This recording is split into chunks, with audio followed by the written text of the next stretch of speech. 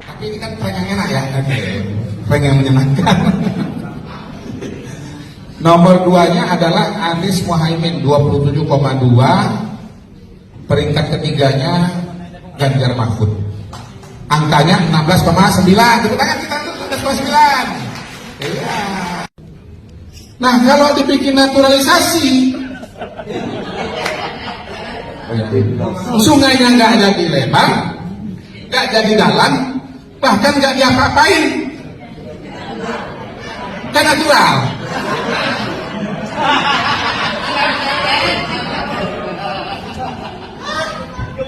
Begini, naturalisasi itu kalau sungainya masih ada, dia akan dijaga supaya. Ini logika mengapa terjadi penggelembungan. Nah, di website KPU juga seperti ini, jadi sudah dibuat persentasenya, kan? Nah, sudah dibuat persentase. Nah, lebih kurang. Nah, katakanlah di sini untuk 02 persentasenya 58, ya kan? Untuk 01 persentasenya 24. Oke, untuk 03 persentasenya 17. Ya, koma-komanya terserah lah. Koma-komanya terserah, karena kalau kita kali-kali ini baru 99, berarti koma-komanya itu yang melengkapkan 100, kayak gitu dia. Nah, intinya seluruh suara masuk ini harus 100%. Iya. Kan gitu dia.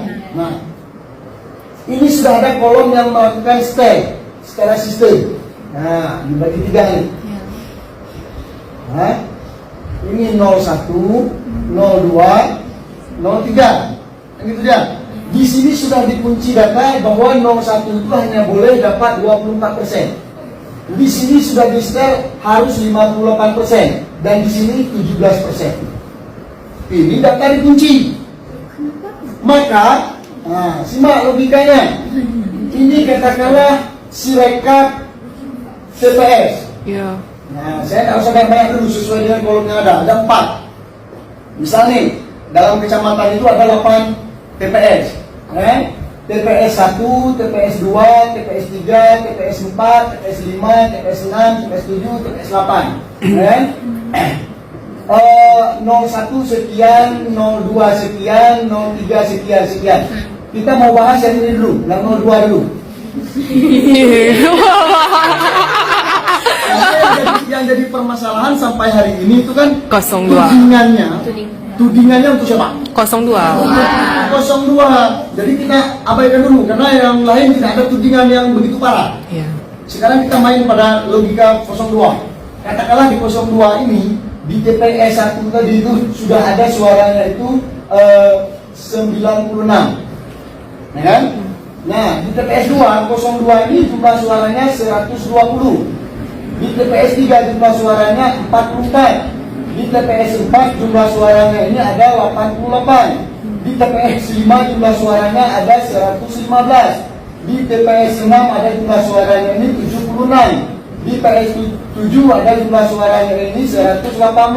Di TPS 10, TPS 8 jumlah suaranya ini ada, katakanlah di sini lebih besar, ada 210.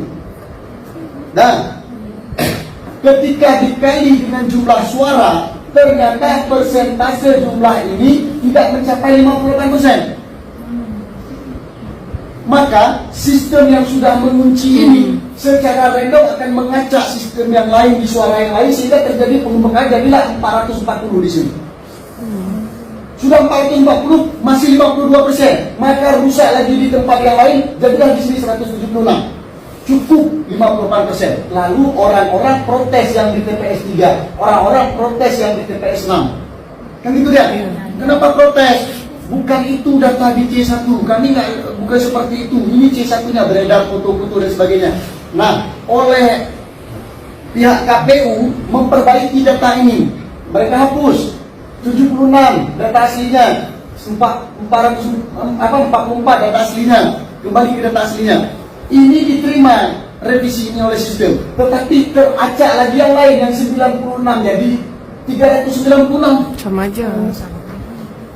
Karena kenapa? Persentase ini dikunci harus 58% dikali dengan jumlah suara. Makanya kalaupun ada istilah berita itu mengatakan suara belum habis masuk, masuk lagi besoknya. Ketika masuk besoknya itu dari kecamatan atau kabupaten yang lain diisukan bahwa yang lebih unggul 01, 02 lebih rendah. Tapi mengapa persentasinya tidak turun? Karena begitu dimasukkan kolom yang lain, TPS yang lain dengan jumlah suara misal 01 itu ada 280, kemudian ini sisanya cuma 20, di sini ini 0. Ini ketika masuk yang ini teracak yang lain, yang ini menjadi 276, rusak sistem yang lain. Makanya persentase yang dikunci inilah membuat persentase ini tidak pernah turun naik. Berapapun jumlah suara masuk besoknya, persentasenya nggak turun. Kalau ini tidak dikunci, pasti terjadi turun naik persennya. Nah, ini yang logika yang harus dipahami mengapa persentase ini tidak pernah turun. Karena sudah dikunci di sini. Inilah. Ya yang kunci mana kita tahu, orang KPU yang berhak menjawab. Orang sistem mereka yang buat. Nah, Kan katanya nih satu putaran kan, memang satu putaran, presiden satu putaran. Kalau misalnya Ganjar menang, pilih lagi presiden. Mereka sudah mengisi Makanya ini. sistem yang mengunci persoalan itu. Sudah paham? Audit forensik, udah itu harus. Ketika di audit forensik ketahuan semua nanti. Kalau dia pernah terkoneksi dengan IP sekian dan itu ternyata ada di Singapura, udah batal demi hukum tadi statementnya, udah langsung dia dikatakan tidak benar. Dan itu kan sepanjang pengetahuan ketua KPU lah. Mungkin pengetahuannya memang tidak panjang. Itu aja. Benar. Itu apa yang bikin orang-orang ITB kampus Bandung maksudnya? Ya. Berarti teman-teman saya juga. Betul, tapi saya justru ingin bela teman-teman di ITB. Tolong bicaralah sebenar-benarnya. Bukan maksudku, oke, aku goblok-goblokan ya. Iya. Misalkan rata-rata 300 tiap TPS. Iya. Apa nggak dibikin otomatis kalau lebih dari 300, twing, nggak? Dulu ketika di pilkada, feature itu, protection otomatis itu ada. Justru herannya sekarang ketika di pilpres, itu tidak diaktifkan. Jadi bisa melonjak angkanya. Dan harus dikoreksi dari pusat lagi. Ini kan aneh. Makanya ini tujuannya saya, Mbak. Kenapa saya percaya penuh teman-teman ITB, ya terpaksa harus dibuka lah. Itu buat program itu dengan benar-benar jujur, clear. Tapi sekarang dimungkinkan ada loophole, dimungkinkan ada backdoor masuk ke dalamnya. Ya. ITB masih ada? enggak, aku nanya masih ada. Rocky, ITB masih ada? Pakai mic dong. Gini. Matematikanya betul, etikanya salah.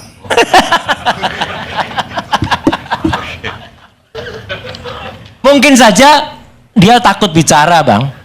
Karena jadi salah satu pejabat direktorat gitu aja. Itu yang punya, yang bikin sistem ini gitu. Di luar server, Anda melihat ada kecurangan lain nggak? Sebagai Itu tadi. Jadi karena ada backdoor yang dibuka, dimungkinkan ada program yang disusupkan ke dalamnya, sehingga bisa kemudian digunakan untuk karena logika akal sehatnya Bang Karni dan juga semua pemirsa ALC, kalau kesalahan OCR atau OMR itu pasti kalau ada kotor dia pasti akan nambah ya 1 jadi 7, 1 jadi 4, nggak akan nambah kolomnya jadi 0. Apa seruan untuk seluruh masyarakat? Sebab nih waktu kan sangat mendesak. Sebentar lagi akan diumumkan hasil pemilu. Kira-kira apa yang mesti dilakukan bersama-sama seluruh rakyat? Ya, ini saya makmum nih sama abang tercinta saya ini, Mas Roy Suryo ini abang saya dari kecil remaja dan kita sama-sama satu perjuangan dengan Mas Anies Baswedan juga ya. Jadi kita sekarang saat ini adalah saatnya ya Mas ya. Kita menggabungkan segala elemen bangsa, kita para tokoh ini bertanggung jawab untuk menjahit semua elemen sehingga menghasilkan sebuah ledakan yang besar untuk apa yang tadi sudah kita rembuk bersama. Atau gimana Mas Rai? Ya harus. Jadi alhamdulillah saya ingin mengulangi lagi statement saya sebelumnya. Kami ini tidak hanya berpikir soal politik. Kami ini mengedepankan ilmu pengetahuan, mengedepankan niat baik, mengedepankan akal sehat ya. Jadi kalau ada pendapat Dr. Tifa misalnya soal ijazah saya misalnya soal penyalahgunaan teknologi, itu semata-mata untuk memurnikan pikiran kembali, untuk kemudian menyehatkan rakyat kembali untuk gunakan akal sehat sehingga kita akan insya Allah akan memperoleh pemimpin yang sehat untuk bangsa ini ke depan. Oke, jadi ini artinya kan bukan lagi politis ya. Ini Bukan. secara ilmu memang Indonesia sudah rusak. Ya? Betul, betul. Jadi makanya saya sangat setuju kemarin ketika kampus-kampus bangkit. Jangan diam. Anda harus bangkit kembali, tegakkan kembali monem.